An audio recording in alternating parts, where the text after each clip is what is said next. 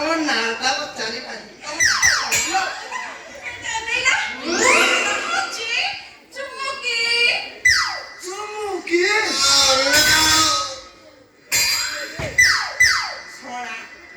ବଢିଆ କମ୍ବିନେସନ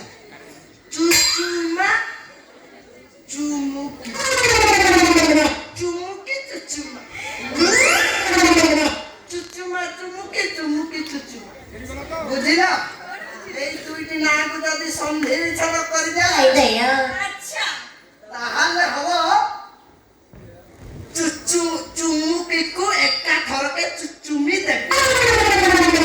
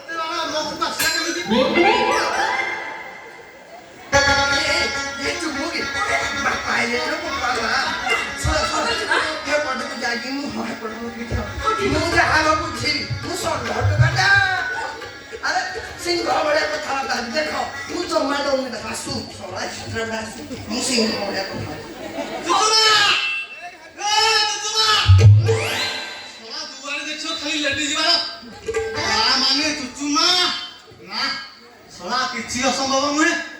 ରାଣ୍ଡି ପିଲା ପକ୍କା ହେଇଥିବେ ଶଳା ଏତେ ବାଳ ଛିଣ୍ଡିଛି ମାନେ ଝିଅର ଅବସ୍ଥା ପୁରା ସିରିୟସ ଥବ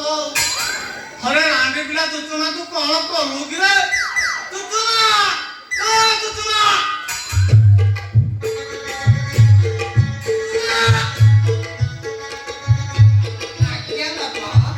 ମତେ କଣ କହୁଥିଲେ କି ଶଳା କଣ ମୁଁ ଗୋଟେ କଥା ଭୁଲିଗଲି ବାପା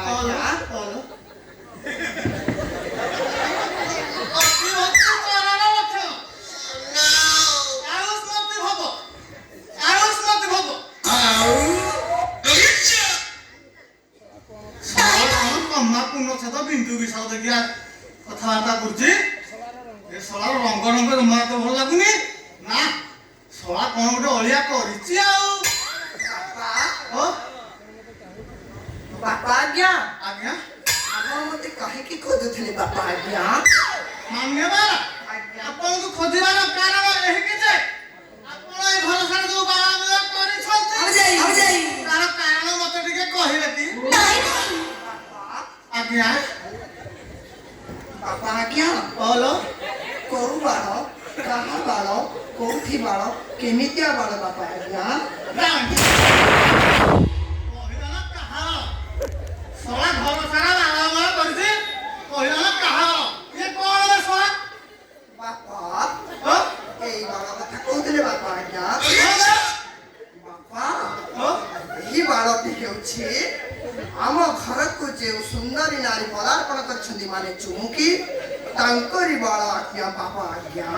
ଚୁମୁକି এইটা হচ্ছে মো বাড়া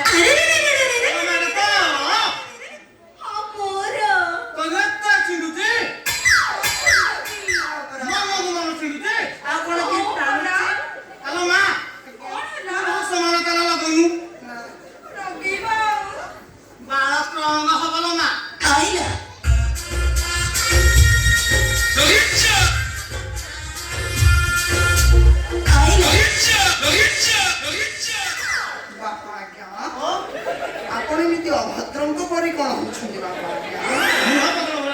ଆରେ ହିଷ୍ଟ୍ରି ଭଳିଆ ହଉଛନ୍ତି ବାପା ଆଜ୍ଞା ଜାଣିଛନ୍ତି ବାପା ଆଜ୍ଞା ଜାଣିଛନ୍ତି ସେ କିଏ ସିଏ ସିଏ ଜାଣିନାହାନ୍ତି ସିଏ ହେଉଛନ୍ତି ଇଏ ଓ ଇଏ ଏକ ସୁନ୍ଦରୀ ନାରୀ ଯାହାକୁ ଦେଖିଲେ ନା ଝାଉଳି ଯାଉଥିବା ଗଛଟି ପୁରା ସତେଜ ହେଉଠେ ଆଉ ମୋ ଭଳିଆ ଉଡା ବାହାରେ ଖାଲି ଶିହରଣ ଖେଳି